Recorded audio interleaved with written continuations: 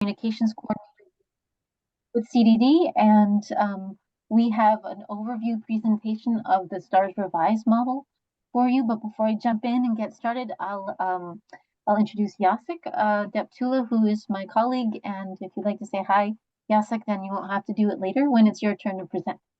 Yep. Hello, I'm Jacek Deptula. I am the business service specialist.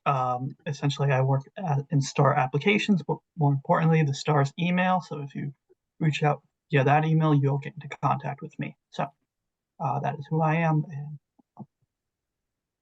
Thanks, Jacek. I'm going to share.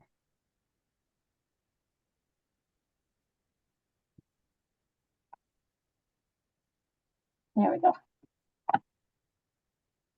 All right. Everyone can see those slides? Yeah. Okay, great. Thank you.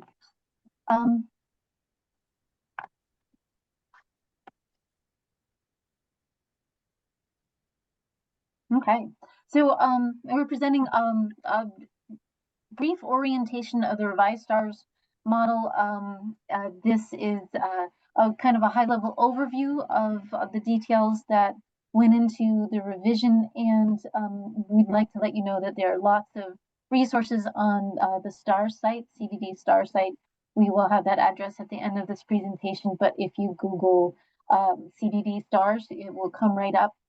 It includes lots of links to templates, training links, recordings of these presentations, frequently asked questions, and importantly, the STARS guidance manual. So it's a great resource. By all means, you can access that information there. And if you do have questions, you can email the link for STARS, which is on that page, and will also be included in these slides. And you will reach Jacek, and he will answer lots of great questions. Whatever we don't know immediately, we will find out for you and get you good answers. So to explain why STARS was revised, we wanted to explain that Vermont's QRIS it was one of the first states to engage in the QRIS. And as a result, our program was about 20 years old, and it was time to revise it. When we came to that point where the revision was going into motion, there was a lot of new research available that informed program quality. Some of that research that was done on existing QRIS programs was showing that STARS level was really not equating to improved outcomes for children. Taking a closer look at that, what studies did find is that the piece that did reflect positive outcomes for children was focused on adult-child interactions.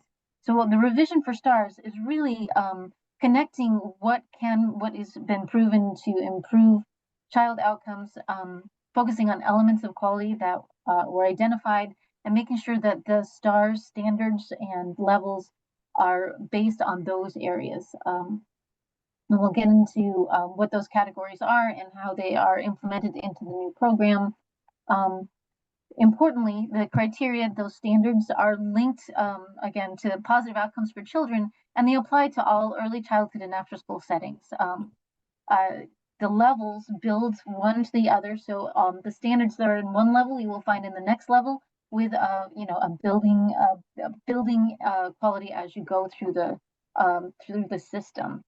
Importantly, the program was built to promote equity. Part of decoupling from CCFAP and creating these categories was really to build equal access to resources for programs and to really engage in continuous quality improvement. And for us after school programs, I am sure that you are well acquainted with continuous quality improvement, or CQI, and you'll hear us use that term frequently throughout this presentation. Another important piece to mention is that the first year of this revision is a pilot year. We launched on July 2023, and the pilot year runs through June of 2024. During that time, programs that are applying to STARS are protected against a decrease. We wanted to give ample time for programs to have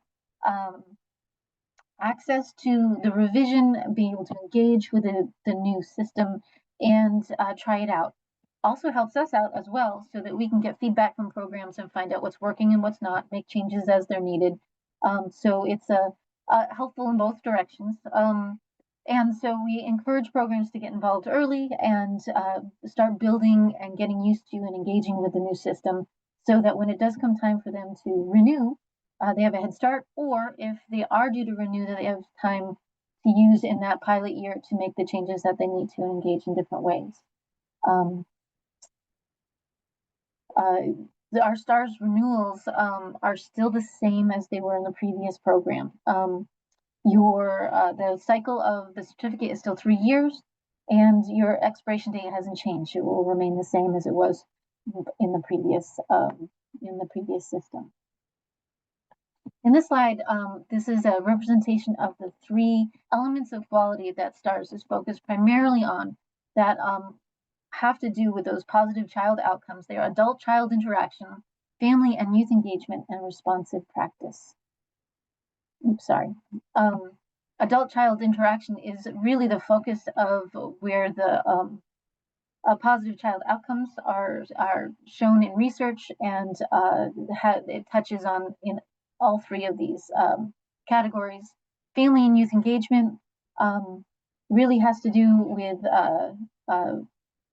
use of child voice, making sure that families are engaged in program decisions and that youth are as well. Responsive practice, very important that programs are engaging in equity and inclusion practices and that staff are using those practices regularly. Maggie, sorry to interrupt, but do you know that you're not in slide mode and we can see all your notes in the next slides? Oh, no.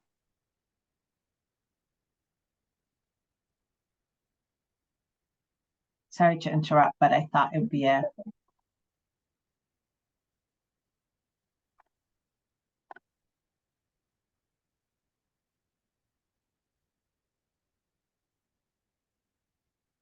I'm not really seeing where I change it. So see where it says auto save and then on, and then there's a little next to the undo and that one. Yeah. That, So, yeah, that one. There you go. So you just have to now scroll all the way to the slide where you're at. I'm sorry to interrupt. Oh, thank you. I'm glad you did that. Thanks. I wasn't even aware. All right. Great. Pick up where we left off. These are again the 3 elements of quality that all of the STARS levels and standards are centered on. We are also asking programs to build a STARS CQI plan. The CQI plan will be replacing the STARS application. The STARS CQI plan is a document, a living document that really demonstrates and records programs' steps toward quality improvement. In your STARS CQI plan, you'll have goals and objectives and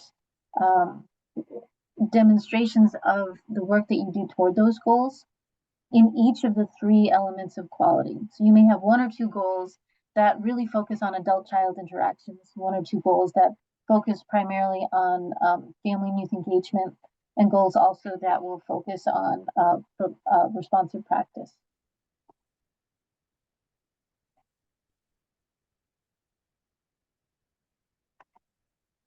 The CQI plan is a document that is a record, again, as I mentioned, of those of the work that your program is doing, and you add to it as you go. Like I said, it's a living document. It will be something that you can share with your entire team and get input on from everyone.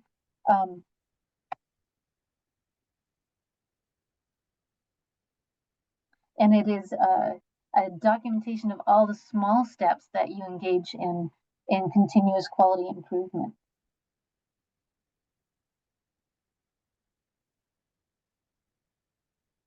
So here is just a slide that kind of gives you a visual representation of those 3 elements of quality and how CQI encompasses all of those, that you are making small improvements to change your program toward quality in each of these categories, but that there's also these quality programs of support. And we'll be talking a little bit about SPARQS and how Vermont Afterschool is participating with the SPARQS program to provide coaching and to provide assessment to after-school programs.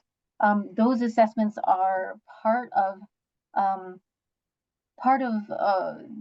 the evidence that your program is moving toward quality. It's also a great tool for you to use to build the goals that you're working toward. So assessment results may inform the areas that your program identifies that you would like to make improvements in. You can also do that through observations of child observations, or through feedback from the youth in your program or the families that you serve. Here are the STARS levels. They are still five, like the previous system. And the level 1 remains the same, that the regulatory compliance earns you STARS level 1. So any program that is licensed and registered in Vermont is involved in the STARS program and begins at a STARS level 1. With a revision, STARS level 2 is really focused on a self-study phase, where we're asking programs to take a really close look at their program and their program staff to understand what they know about certain pockets of knowledge that lean into and provide support for quality improvement. Each program, when they apply to STARS for the first time in this revision, will be asked to create the self-study level. If you're a STARS level 4 or 5 program and you'd like to apply for that STARS 4 or 5 level, you certainly may do that, but we're asking you to at least go through the steps in the levels previous to that and to demonstrate evidence that you have done those steps. So you don't have to apply for STARS level 2 and wait for approval to go on to STARS level 3 and so on. You can come right in and make an application for STARS level 4, but show us the evidence that you have done a self-study and any other of those pieces that we're asking for in the earlier levels. STARS level 3 is the early implementation of your CQI plan. Where STARS level 2, you're really looking at what your staff knows and filling in gaps about filling in the knowledge that you might want your program staff to know about. STARS level 3 is taking those gaps and creating plans to fill them with training, with resources. Level 3, you are building that CQI plan to meet the needs of those goals. So you have action plans to develop your staff knowledge. And also at STARS level 3, we're asking programs to participate in an assessment, a PQA assessment from Vermont Afterschool. Level 4 and 5, we're looking for those assessments to show improved results and to really hone in on the implementation of your CQI goals that demonstrate improved quality. This will be hard for you to read, but it gives you just a visual demonstration of how the goals that fall in each of the 3 elements of quality build upon each other as each level increases. For example, you can see in the self-study area, the CQI goals are really about self-assessing family and youth engagement, perhaps in the family and youth engagement category. And that at level 3, they're looking for strategies that your program can implement to support family and youth engagement. And level 4, we're really looking for improvements on those strategies. So you may start with some ideas and get more ideas as you go, and where you find you're having the most success, that will inform your CQI plan as you move up in your STARS levels. A little bit more about that self-study process. As all of the programs that are engaging in the STARS revision will be engaging in the self-study, we thought we'd walk you through this a little bit more. We're really identifying professional self-knowledge and developing a CQI plan based on that professional knowledge to get you started in a CQI process. This flow chart has a lot of details in it, so we're going to break that down as well. It's in the guidance manual, and it's a great tool for you to use as you are taking a look at your program staff self-knowledge and deciding whether or not you meet the standards that are required for STARS, to know that if your staff knowledge is lacking in any of these areas and you think you can build on that, those are great areas to create a goal in your CQI plan and a strategy to meet that goal. To break that down a little bit, we've got 1, 2, 3, 4, 5, 6 categories of self-study that we would like programs to take a close look at when they're building their level 2 CQI plan. Well, we'd like to know if your program staff is familiar with Vermont Afterschool program quality standards, if they're familiar with a developmentally appropriate practice, program assessment, child observation, or use of child voice, advanced equity in early childhood settings or youth settings, and are familiar with the Youth Thrive survey. You will know if your program staff meet those standards by taking a closer look at the gray boxes in this flow chart. If your staff have taken VEL's training modules when they're available, or able to write a written reflection that explains how they use Vermont Afterschool quality standards and are familiar with them, then that's a piece of evidence, and then you will be able to say, all right, check, we have met the standards for this category of self-knowledge. And if you find that your program staff might need a little work there, that's a great way to a great area to identify some goals and to put some strategies in place to improve self-knowledge in those areas. And developmentally appropriate practice, again, the written reflection is a great way to demonstrate that your staff is familiar with that, or if there's some training that's taken place, you can use that as well.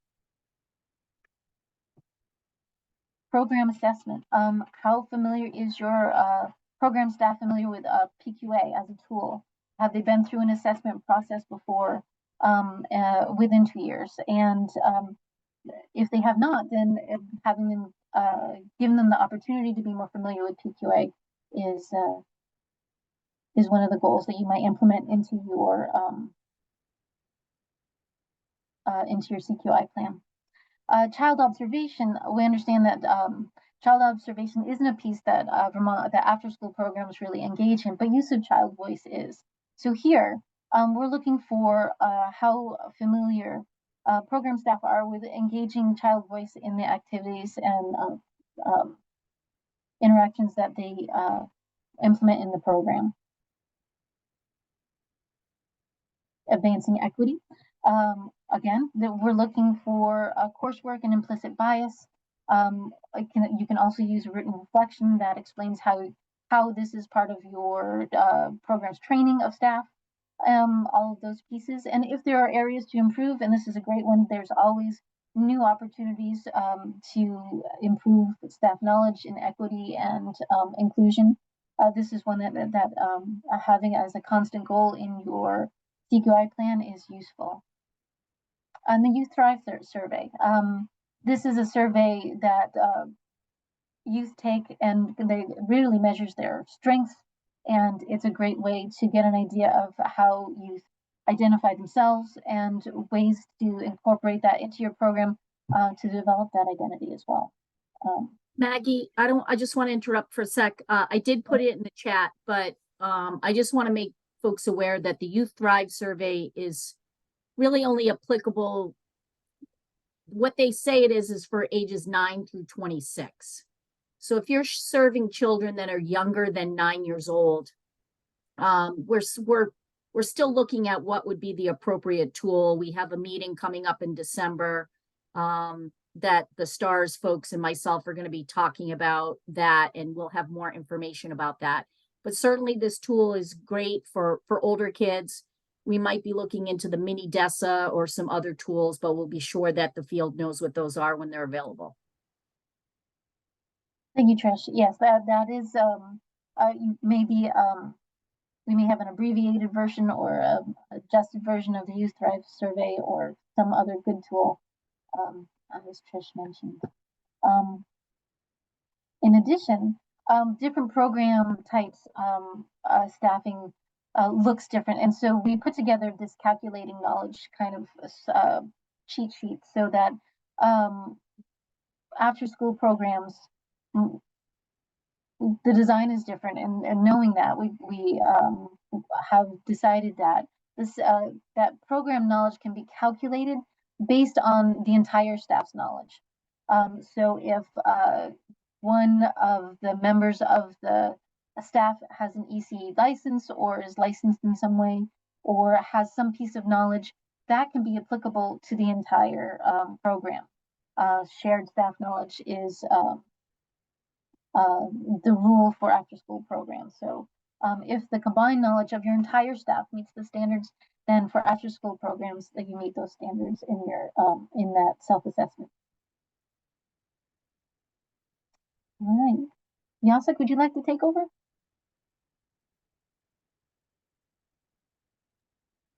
Sure. Do you mind if I just ask you to press next, or do you want to do all? Maggie? Sure. Oh, sorry. Sure. I mean, we can go back to I don't think he did this slide yet, so yeah. We can this one and then I'll bump to you if that's okay. Okay. So CQI plans. We're going to kind of delve into building a CQI plan now and how that CQI plan matches up with STARS and the STARS revision. Essentially, your CQI plan is going to have a whole bunch of different purposes. One of the things that it will be is kind of a portfolio of your program's quality improvement. It is a portfolio that is shared across your program staff, that everyone can have input and engage in. And it is, again, that demonstration, living document of all of your continuing work toward improvement. That CQI plan is also the basis of your STARS application. So not only is it a portfolio that you share with your staff that everyone provides input on, it is the document that you upload to apply for a revision, your STARS renewal, for applying for a higher STARS level. It is also going to be your STARS progress report. So in the previous STARS model, we asked for an annual report for a progress report. And in this revision, we're asking for an update of your CQI plan. Your STARS application, your CQI plan will be accompanied with evidence of your work. In the progress report, we're just looking for an update of your CQI plan. The other piece that your CQI plan will also serve as is a platform for collaboration. At some point, we really hope that we will be offering programs an e-portfolio platform that can share your CQI plan electronically in a bunch of different ways so that it can live on the cloud and be shared with your program staff in real time so that all folks can collaborate on it in a shared way, but also so that it is shared with the STAR staff so we can see your CQI plan and ask questions, ask for clarification, maybe request some different evidence. It will also be shared with your Vermont Afterschool assessors and coaches so that they can take a look at your CQI plan and give you ideas for new goals, ideas for new strategies, find out where you may be having where you may be seeing difficulties or where you might be having questions even ahead of where you are identifying them. They might also be able to share with you things that are working well in other programs that you might want to incorporate into your CQI plan. So that CQI plan is a portfolio of all of your work. It's your STARS application, and it's a platform for collaboration among STARS, among Vermont Afterschool, and among your program staff. So that CQI plan is going to be a very busy and important document, and I'm going to let Jacek tell you more about how to build a CQI plan. Okay. That's some clarifying questions for the CQI plan. So asking these clarifying questions help set the stage for building and developing your program's CQI plan. Those are, where can we improve? What changes can we make that will result in improvement? And how will we know if a change has resulted in an improvement? So we'll go through those. Next. Maggie, oh, thank you. So yeah, what is the CQI process? So the CQI plan is Plan PDSA, or Plan, Do, Study, Act. So plan is to identify changes, essentially identify needed changes and specific objectives to meet in order for those changes to happen. Predict how the change in activities will be successful, and identify what tests will be put in place to provide information about how the objectives will be met or not. So do is to test the activity or to put the plan in action, and collect data about the results. The study is to kind of reflect on the results of the test information, like data basically, and determine what steps need to be taken. And act is to decide on those steps, to further what you saw in the studies section. Next, please. Here's kind of a model in how the PDSA cycle works. It's sort of it's a circle because one will improve on the other. So it's identify is essentially it's not part of the PDSA cycle, but we put it in there because it's important to identify a need for a change in the program. You plan those objectives, as I said, do the tests, and collect the data, study that data, and then act on the next, on what's called, what you learned in the study section. And then that will lead into the next thing that you essentially identify what needs the problem, and so on and so forth. So it's this continuous process of improvement. Next, please. So just create a CQI plan. So this is a template that Maggie basically set up.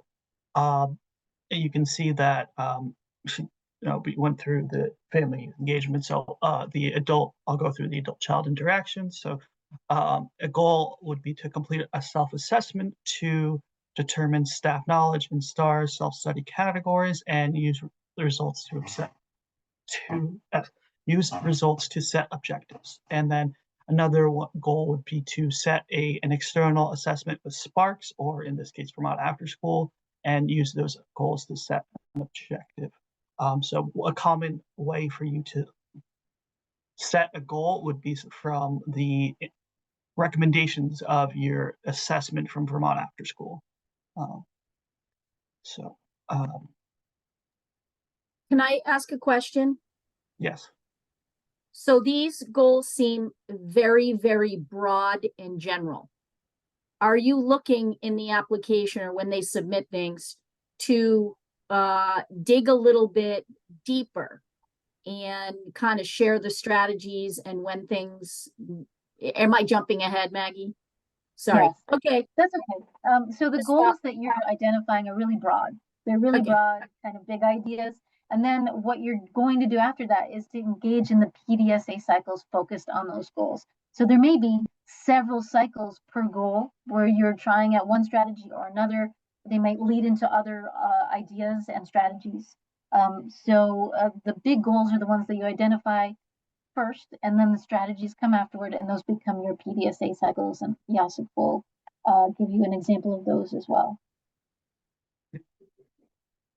Yeah, and I'll just say a lot of the early goals that you will set up will look similar to these. It won't be exactly the same based on your programming, but yeah, these are a lot of what you will probably see. So next, please, Maggie. So this is essentially just what the CQI plan will look like. I believe we will post the slides, or we were offered to send these to you if you would like, but we can get to that later. So objectives in PDSA cycle. So you can see that this is the objective is listed here, increase youth engagement by highlighting strength, and the list element of quality, family and youth engagement. Their plan is to set up a digital talent show for youth to discover and demonstrate the strengths and versatile modes of participation. With versatile modes, predict and increase in self-reported strengths. You see that they provide support and engagement in talent presentations, present show to groups and families themselves, study youth self-reporting about strength observations and engagement feedback, and act as to adopt that seasonal talent or annual talent show, or adapt to include community mentors. So your programs CQI, your program's level 2 CQI plan considers the results of your staff knowledge and self-assessment and information gained through the Strengthening Families and Program or Youth Thrive survey, and identifies any knowledge gaps or demonstrates that standards for staff knowledge have been met. If your program determines that the standards to have been met, like such knowledge gaps and all have been identified, you're ready for STARS level 3. So yeah, essentially, if you believe that you've met those gaps, you can move on to the next STARS level. Even if the PDSA cycle doesn't go the way that you would like it to go, you'll still learn and gain from that experience.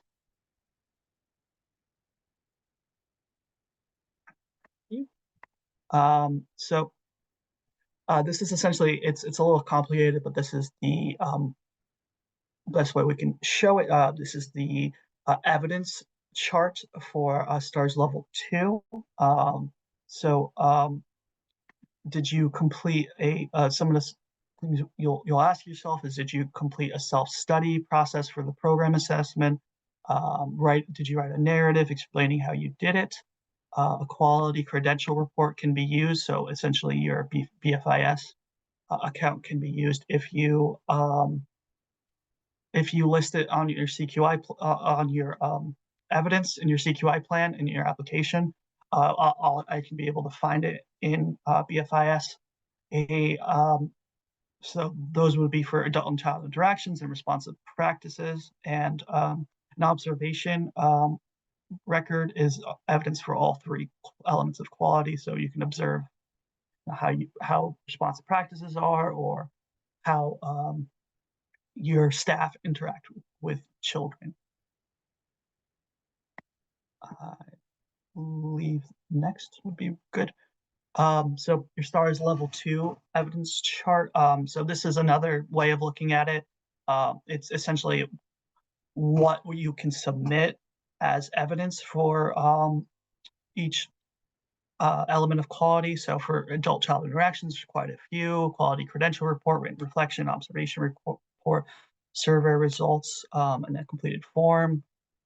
Same for family and youth engagement, which depending on your program would be the Youth Thrive survey or something else in the near future, or an observation report, and a responsive practice standard. That again is a long list. So I'm not going to go through that one, but yeah, this list is available in the guidance manual and hopefully will be very useful when submitting your application. I also wanted to add, Jacek, that these are just examples. If your program identifies evidence that demonstrates their work, we certainly will accept different forms of evidence than listed here.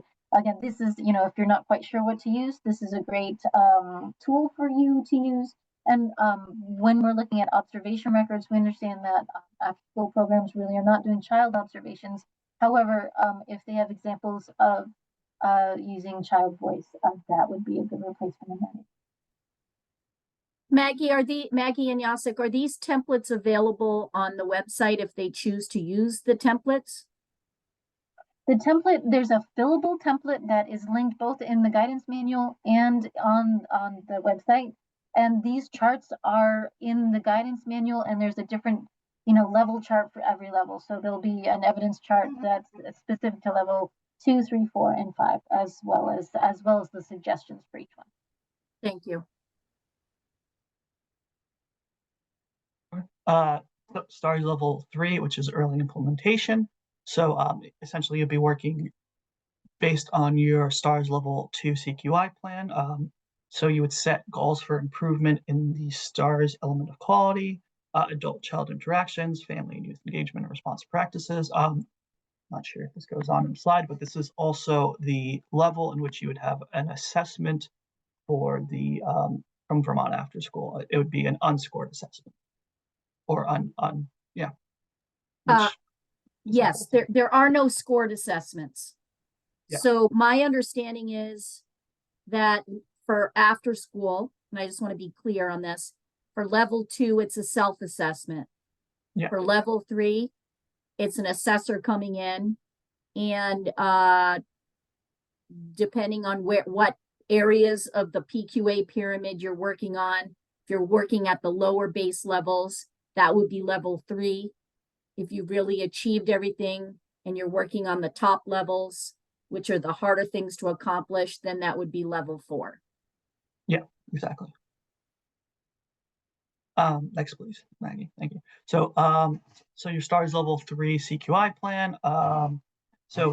Essentially, your program's level 2 CQI plan considers the results of your staff knowledge, staff knowledge and self-study, and the information gained through the Strengthening Families self-assessment, or in your case, You Thrive, the self-assessment, the assessment for family and youth engagement, just stated as that, and identifies any knowledge gaps or demonstrate that standards for staff knowledge have been met. So the following it addresses the STARS level 3 CQI plan, address goals and objectives for each STARS elements of quality identified. So the results of class/PQA assessment, family and youth engagement, and responsive practice, which is child observations.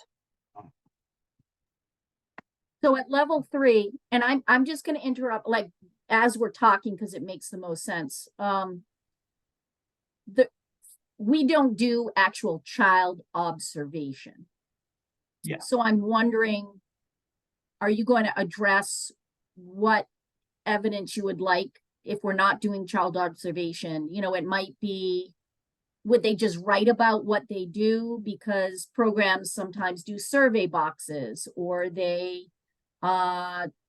they formally ask kids, they have planning meetings with youth, or I just wonder if you could address that for folks.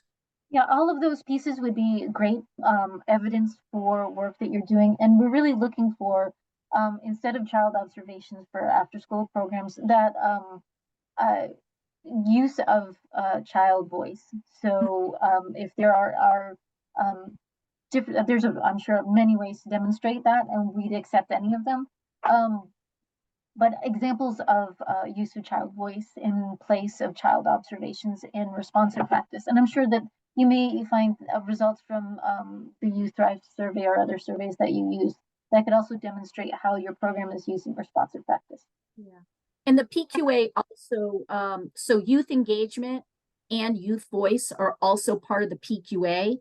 So you could use, I'm assuming, evidence of that if assessor goes out and can find evidence that you're doing that or that you're not doing that, and that might be part of your CQI plan. But those two things are addressed very specifically in the PQA. Yeah. So these are the different program assessments.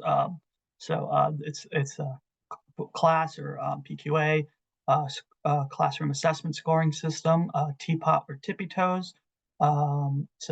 Teaching pyramid observations, but specifically this SAPQA, the YPQA, and the SELPQA. These are the school age program quality assessment, youth program quality assessment, and the school age quality assessment. Yeah, the which third are one should say social emotional learning program quality assessment. I think that's just a social. typo. Yeah. Okay. Yeah, I did say it twice, doesn't it? Yeah. Social emotional learning quality assessment. And so those are different types of assessments specific for after school.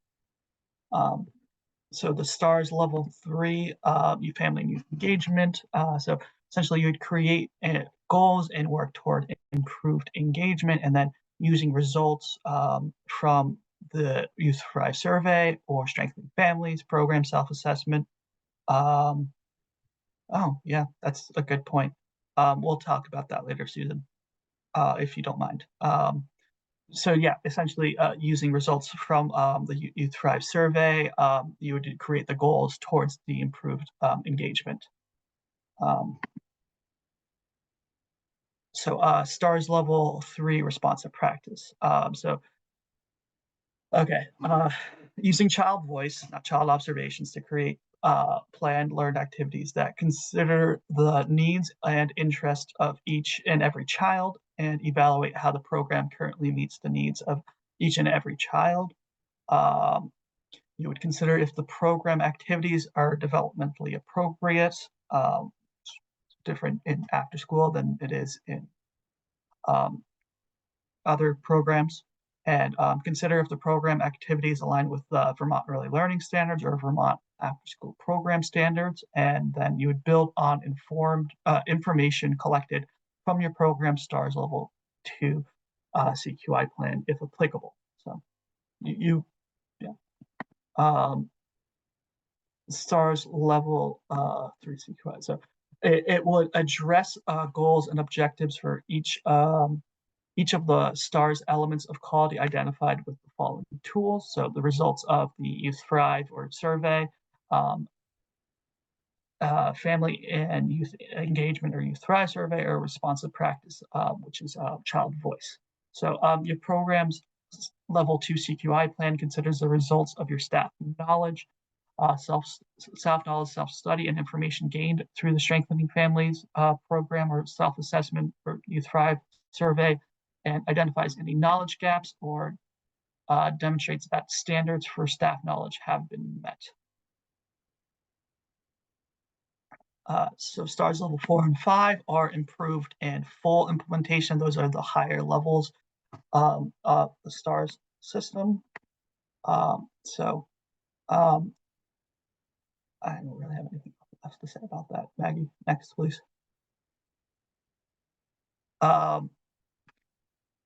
So adult-child interaction. So the STARS level 4 CQI plan will include goals based on the scores and ratings the program will receive from the program assessment. This is one from Vermont Afterschool.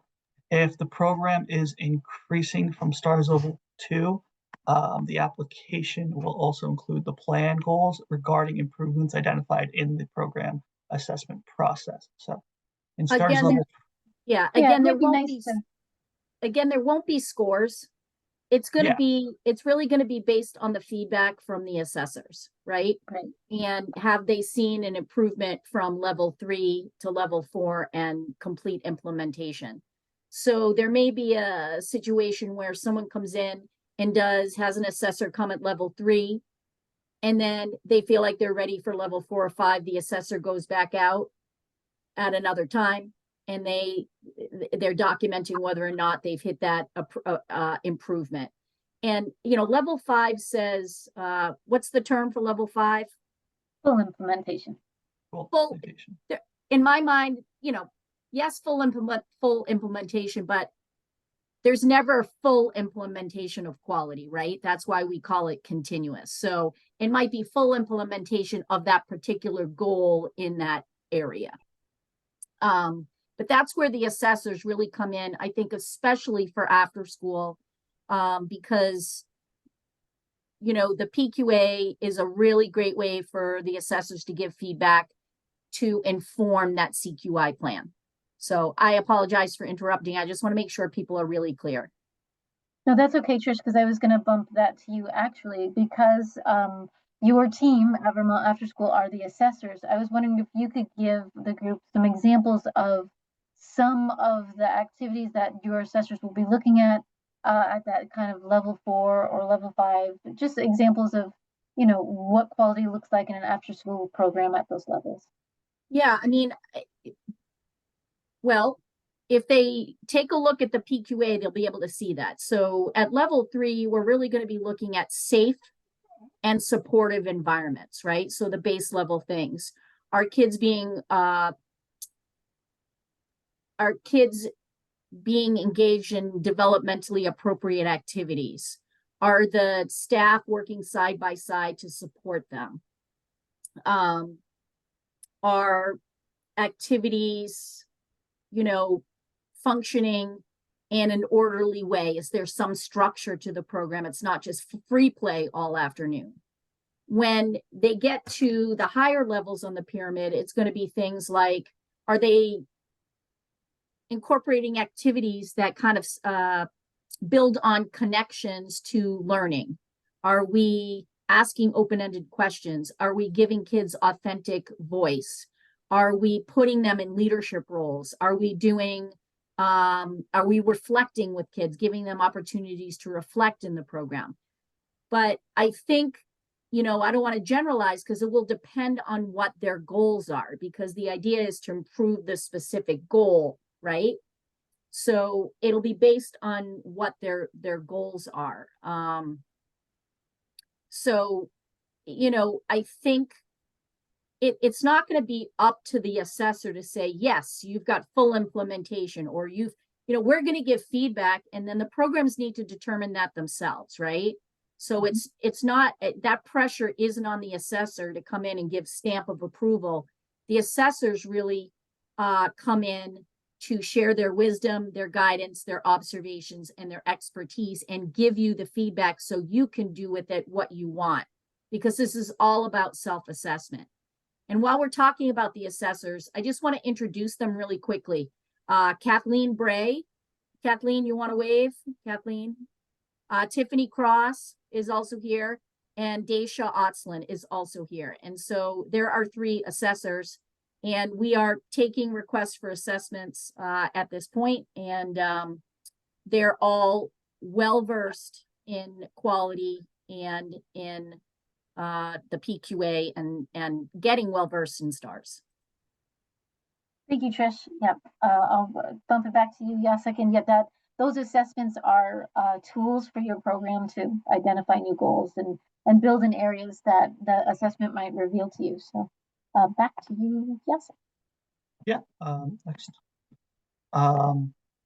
So family and youth engagement standards. Measure effectiveness of programmatic structure that strengthen families and engage youth voice that were implemented in level 3. So sorry, I didn't mention this for level 4. And then to support at least 3 family protective factors or youth thrive protective factors from the Center for the Policy of the Study of Social Policy, Strengthening Families, or Youth Thrive frameworks. For level 5, it's to continue to provide support to families and youth to develop and strengthen 3 or more protective factors, and to involve family and youth in program leadership. So programs will be able to increase family and youth engagement in the program using the tools available on the Center for the Study of Social Policy website. These programs will meet these standards by providing supports for families and youth to increase the protective factors that have been identified as prevention strategies for child abuse and neglect. The highest level of family and youth engagement that is recognized in STARS is when families and youth are, again, actively engaged in the leadership of the program, including setting policy and decision making.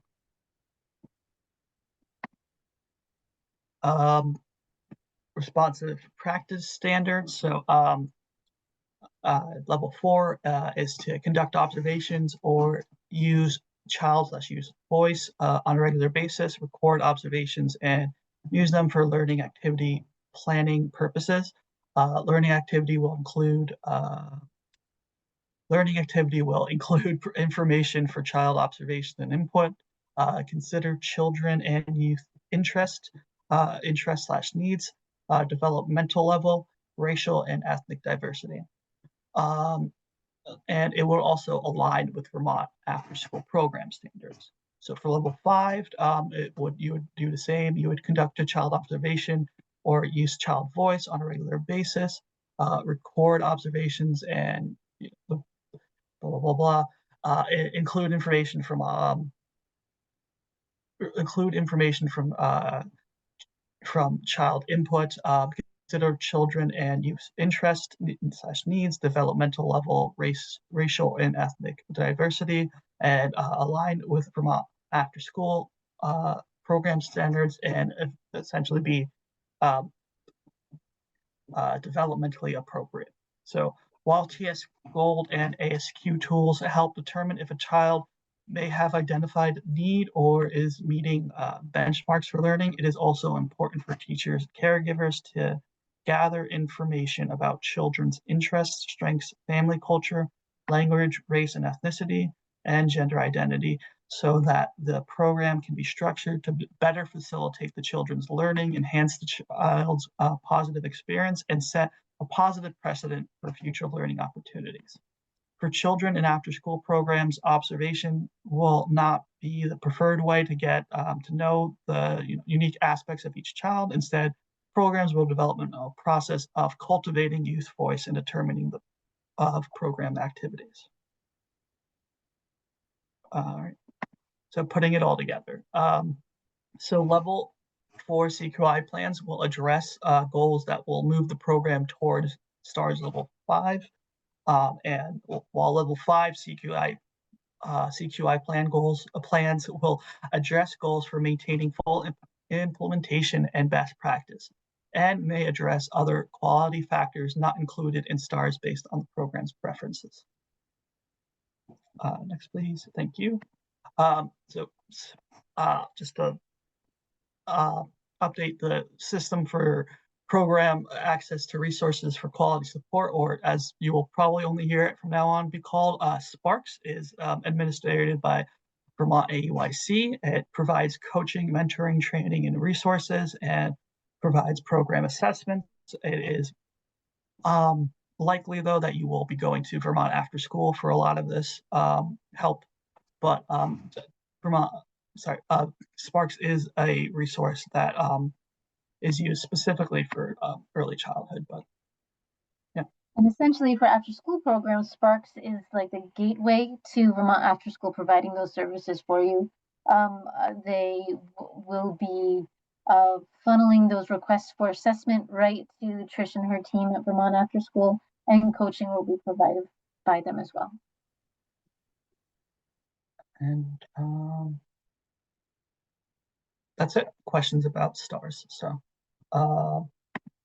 we do have something in the chat. From Susan Fortier, not sure I pronounced that right, is we also use the CAMP PQA for our summer program. Will that work? And that's referring back to the PQAs, the different quality standards we have. To my knowledge, it's not an approved tool, but I think that it is a tool that's viable. I mean, I'd have to look at the tool, but I think, Susan, correct me if I'm wrong, it's similar to the PQA and what it assesses. I'm not sure if that's a call the STARS office would need to make. Do we need it to be an approved tool, Ray? It's actually I just looked at it. It's not showing. There's the summer SEL. It's a component of the PQA. So how it breaks off into different sections. Oh, yeah. There's one, because there's the summer one too. So if it's from from Weichert, yeah, then you can use that. Yes, it's a piece of it, but it talks about facilities and programs a little more related to camp or summer programs versus after school. Yes, that's fine. Yeah, and I think that any assessment or tool that you use that helps you find identify goals and strategies is great. The assessor is going to use PQA to do their assessment, but you might identify areas of improvement in a bunch of different ways. So whatever tools you use are great. The assessment is just going to be using that tool to base a similarity among programs, so that there's similar standards uh, to apply. And I'll just add that, while we're in the pilot year, there's going to be things that we don't know. So if you know something that we don't know, or you use a tool that you love that we maybe are not familiar with, let us know. We want feedback. That's part of the reason why we established the pilot year, so we can hear from the field, hear how things are working, how the new system is working, how the engagement is going. And as it was mentioned earlier, there is a STARS advisory group that meets monthly. So we take feedback from the field to that group. And honestly, like, to be completely transparent, like, there's unintended consequences. There's things that we didn't think about. Any system that you build or revise, there's going to be things that you miss. So we want to be intentional, and we want to be responsive. So if there are things that you think of that you don't see reflected in the guidance manual, related to your work and after school programs, let us know. Email the STARS email and ask the question. If we don't have an answer, we will likely take that to the STARS advisory group that has representation from all settings and stakeholders that work with each setting. One thing that we, again, wanted to be really intentional about is having one system that applies to all settings. So, you don't have to, if a program is serving young children, infants and toddlers, and after school kids, you didn't have to deal with 3 different systems. You worked with one system that applied, but doing that obviously means that we have to kind of stretch certain things to make sure they fit for every setting. So if there are things that you can think of that weren't addressed for after school settings, please let us know. We're eager to hear your feedback and take them to the advisory group to make recommendations back to the CDD. That leads nicely into the question. Maggie, you just answered part of it. So assessments are not spur of the moment. They are announced. You schedule them with your assessor. I just want to make sure, Haley, you mentioned you scheduled some class assessments. I'm assuming that's for an early childhood portion of your program. If you have an after school program, you need to use the PQA. Just want to be clear on that. And if you do have if you do serve young children that fall into after school, you don't have to have a scored assessment in class. So you can ask for a consultation, which is a unscored assessment, and there's coaching and mentoring available to you to help you with that unscored consultation that gets you familiar with the tool. And then, once you kind of have an idea of what it is, if you're completely, if it's a new tool to you, you can go through that process and then ask for a actual scored one. But there, as Tricia said, none of the assessments are unannounced and random. They were all scheduled and at your request, right? Like, we're not going to impose this on you. We hope that programs want to work on their quality and engage with the STARS system. But we do also acknowledge that it's new and the field is still dealing with the crisis of, low staffing and a lot of other issues. So we hope that you engage with it, but it's not mandatory. And now that, the reimbursement rate is all at the 5-star level, we hope that you engage with it because you want to improve quality.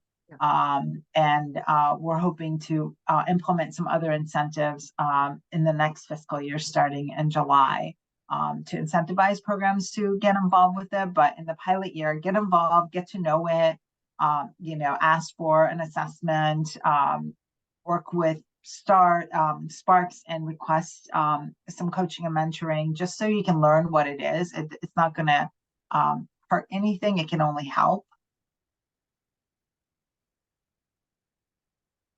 Yes, GPK programs have to be at a 3-star level at least to participate. 4-star, I'm sorry, 4 and 5-star to participate in STARS. So if you're a 3-star program, then you have to apply for a 4-star and have a plan in place to get to level 4. And if you want it, if you're a program that wants to serve children in protective care, oh, you just said that. Maggie and I are thinking the same. I was going to say, if you want to serve kids that are specialized care, you have to at least be 3 stars. Yeah. So I have a couple of questions that I wrote down as you were talking that I'm thinking this group will be interested in. Okay. And let's see. Let's see what Dacia said first, though. As an assessor, I want to say that I'm approaching my role as being a support. I always wished I had as a director. Yes, exactly. The assessors are there as support and a resource, and someone to take advantage of when they're in your program. And then if you need further support after that, we can have another coach from Vermont Afterschool come out, or your assessor or someone else from Vermont Afterschool could go back and do some professional development as well. Thank you, Dacia. Dacia, where are you that it's sunny and nice? Okay, anyway. Let's see. So this is something I thought about. So you talked about combined knowledge meets the standard. The combined knowledge of the staff meets the standard. How would programs show this? How would they demonstrate that? Like how would you show that you're have combined knowledge that meets the standard? Well, I think what we're looking for is a written reflection, and that can be as short as a paragraph that says, in our program, we have one instructor that has this knowledge. We have a second program coordinator that has this knowledge, and together, the combined knowledge meets these X, Y, and Z standards. So it can be per your design and per whatever knowledge that they have, but we're really just looking for you. Through that reflection, we'll know that you took a close look at your program knowledge, and that you're recognizing the skills that your staff have and where you can build on that knowledge as well. So a simple written page of documentation. So Tiffany just said no proof. So I think one of the big differences that I think people have to adjust to is with the old stars, programs are submitting every little documentation of everything. I need to see that in your handbook.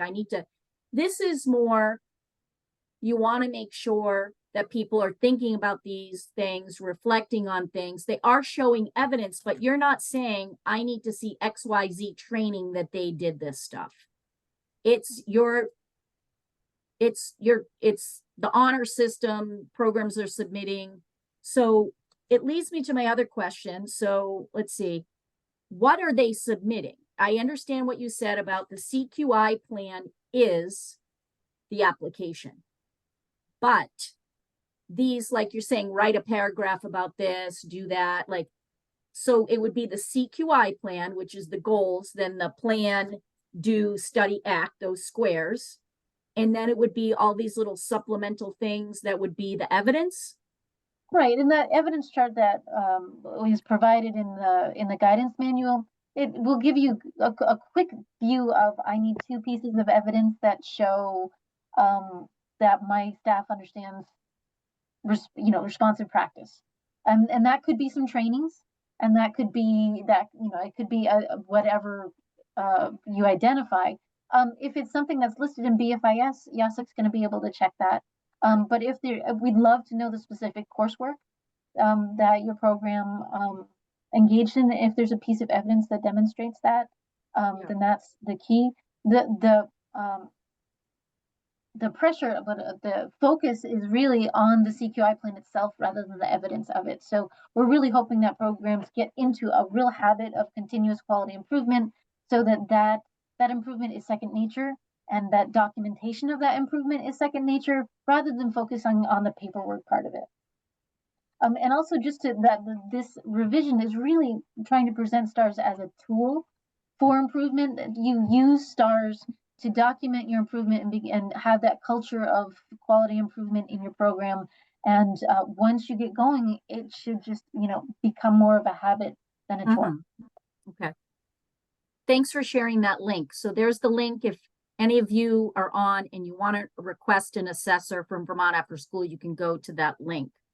I have another question, and if there are other people that have questions, ask them. I'm trying to ask questions that I think are relevant just from my experience. So another thing that's different is in the old STAR system, we sent in all this evidence and we could say, yes, we're going to do all of this, or we're proving that we have these qualifications. Now with the new STAR system, before programs are awarded the stars in the CQI plan, you have to show that you actually completed these things and what the results were. Is that correct? For the pilot year, we are really encouraging programs to get started. These PQA, the PDSA cycles may take weeks, months, depending on what your goal is. They're going to take a little while to complete.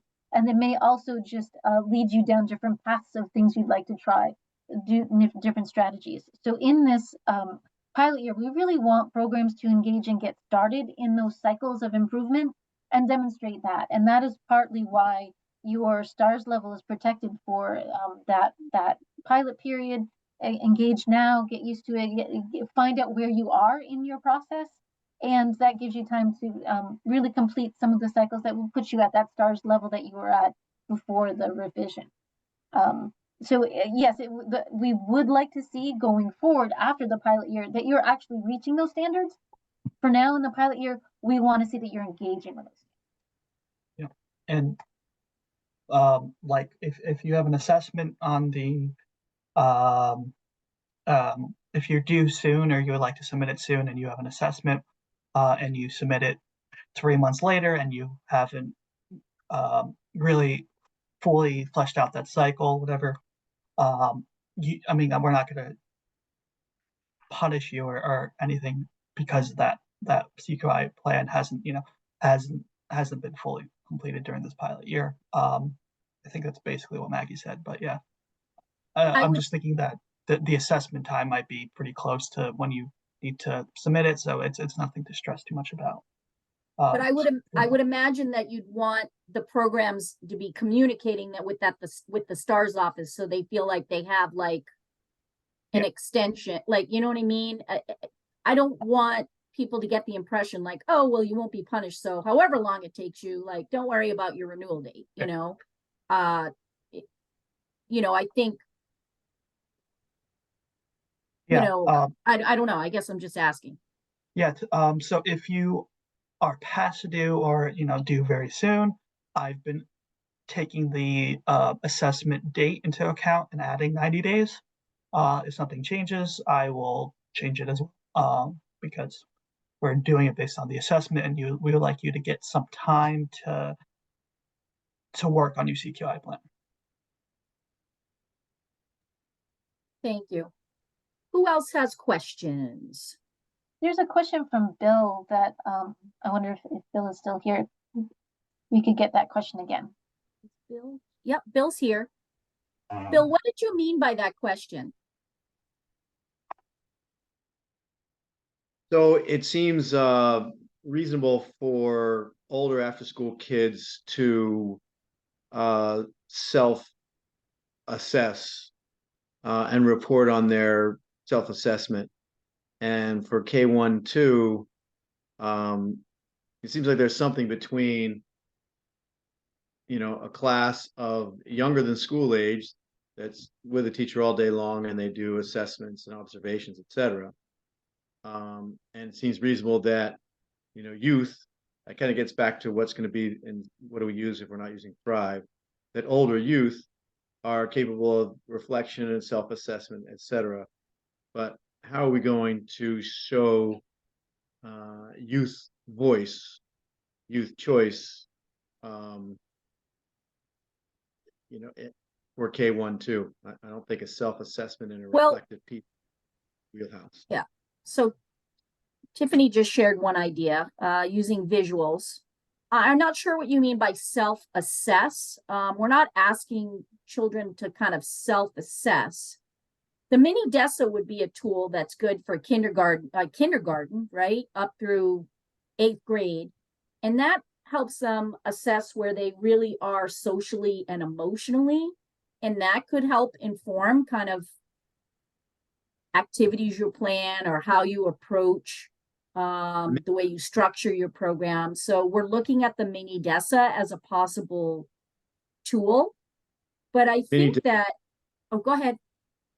The mini DESA, is that DESSA? Yes. Yeah. I mean, we're going to have that conversation. Okay. But I don't think, As far as visuals, for example, we have,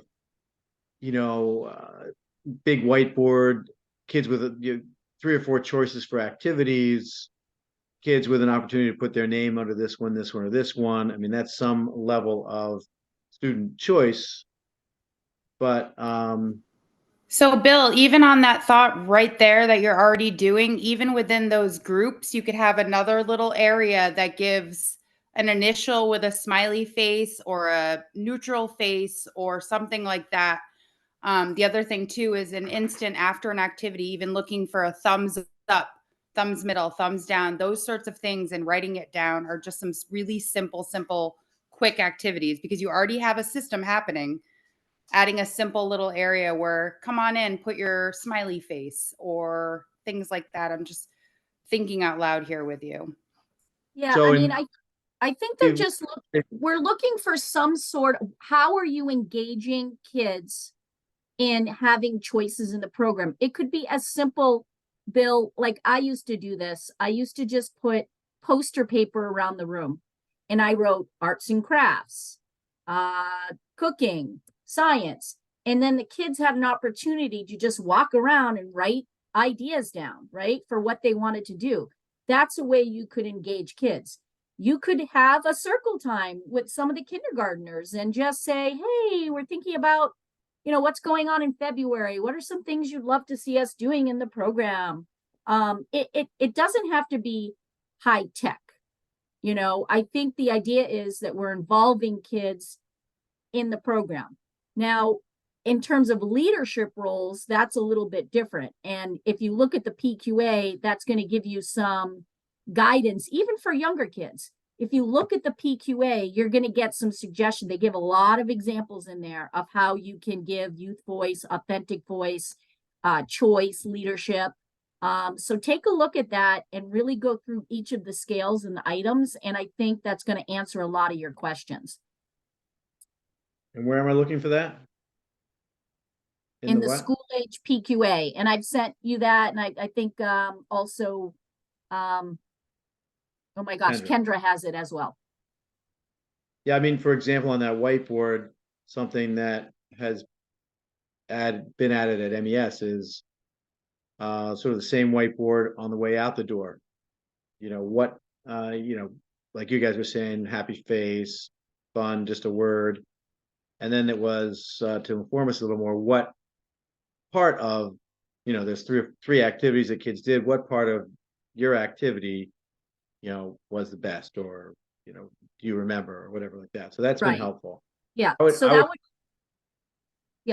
look forward to working with you guys to try and develop some sort of a survey for parents and kids that, like, we put out a bulletin every month. And if we could just have a link to a little survey there that's, asking for their input, I'll look forward to having help with doing that. Yeah.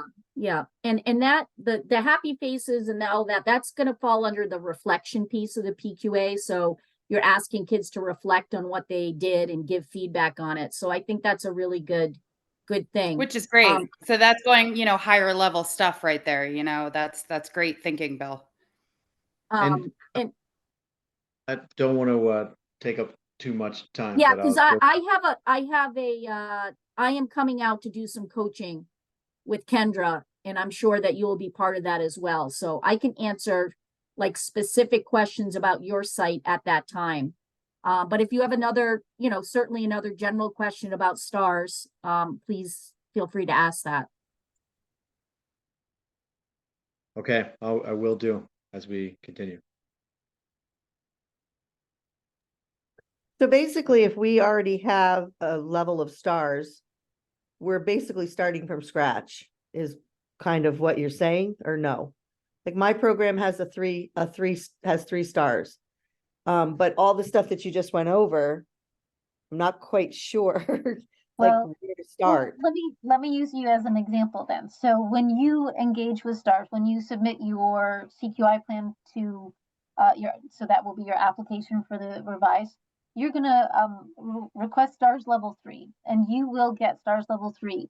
That will your STARS level will not change for this pilot period, and that will give you a chance to take a look at your CQI plan and see where it really comes out. So maybe you're almost level 3, maybe you're a solid level 2, perhaps you're a STARS level 4. We're not quite sure yet. Based on your CQI plan, you'll be able to determine that. So, well, that first application is going to be more onerous than other ones because you're going to have to go through that self-assessment of staff knowledge and kind of get all those other pieces in, engage with that Youth Thrive survey or whichever one that may take its place when we find one that's more appropriate for younger students.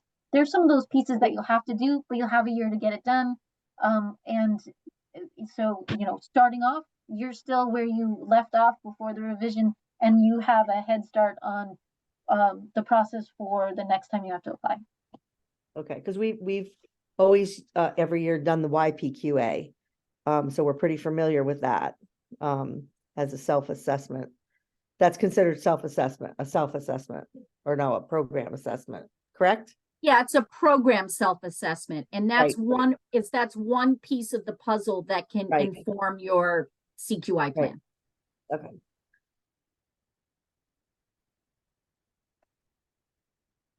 Yeah, and the other piece is, Vermont Afterschool will come out and do that external assessment, and they'll give you their feedback as well, and some ideas. So if they find that you're solidly at that level 3 spot, they'll let you know. And if they also find that there's some areas that could get you there, if you're not, those are the pieces that you're going to put into your goals and strategies to get there. And again, you'll have that time to do it.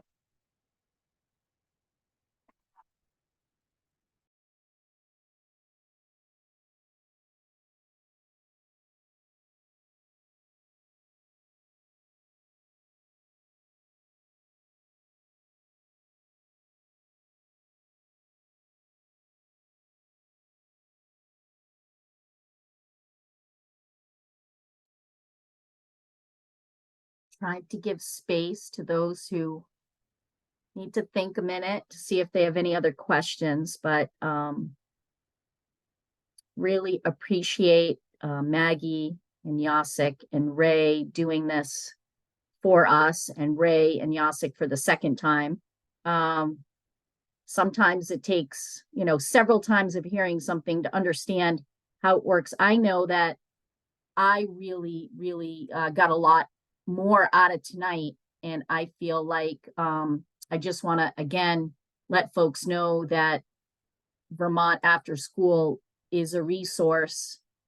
Certainly, if you have specific STARS questions about, the application and whatnot, Yasik would be your person. But in terms of, support and requesting assessors or coaching, please feel free to reach out to Vermont After School.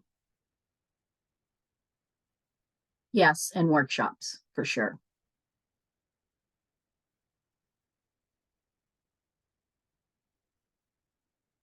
All right, I am going to stop the recording.